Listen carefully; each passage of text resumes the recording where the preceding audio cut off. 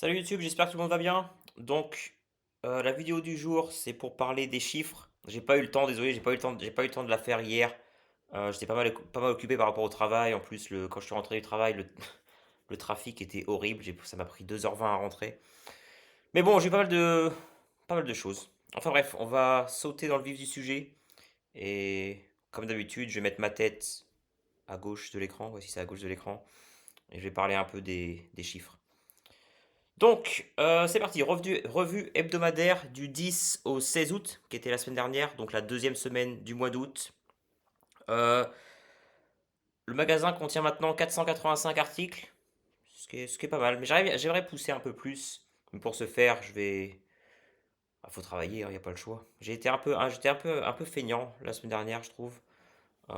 J'ai pas mal de choses aussi, du genre le comptable m'a demandé pas mal de papiers, parce que j'utilise un comptable. C'est quand même assez pratique. Surtout que je suis un peu en train de changer le modèle d'entreprise, etc. Enfin bref. Donc j'en ai listé que 17. Listé 17 objets, vendus 18, comme vous avez pu le voir dans la vidéo précédente où je présente exactement les ventes une par une. Le coût moyen des marchandises était cette fois de 4,75. Ça a augmenté par rapport à la première semaine d'août qui était d'environ 3,80 il me semble. Le prix de vente moyen est de 21. Toujours aux alentours de 20, 21, 18, 25, enfin par là, ça bouge pas trop. Mais ça me convient. Tant que ça reste assez stable, y a pas d'alarme à être tirée, j'ai pas de problème par rapport à ça. Et le bénéfice le profit par objet est d'environ de 14,50. Et le bénéfice total pour la semaine dernière, enfin profit sur les objets, était de 220. Donc vous allez me dire, ouais, mais si on fait 14,50 multiplié par 18, ça donne 260. Et j'aimerais être un peu plus clair par rapport à ça. Du coup, lorsque je fais les calculs, euh, c'est eBay et Vinted combinés. Donc le bénéfice total, donc les profits sur objet, c'est juste E plus V, donc eBay plus Vinted. Ça me donne un chiffre, donc le profit d'eBay plus le profit de Vinted, donc c'est ce chiffre-là. Et ensuite, le bénéfice moyen par article, je prends tous les articles d'eBay, tous les articles de Vinted, donc je fais eBay plus Vinted divisé par 2, et ça me donne cette somme-là.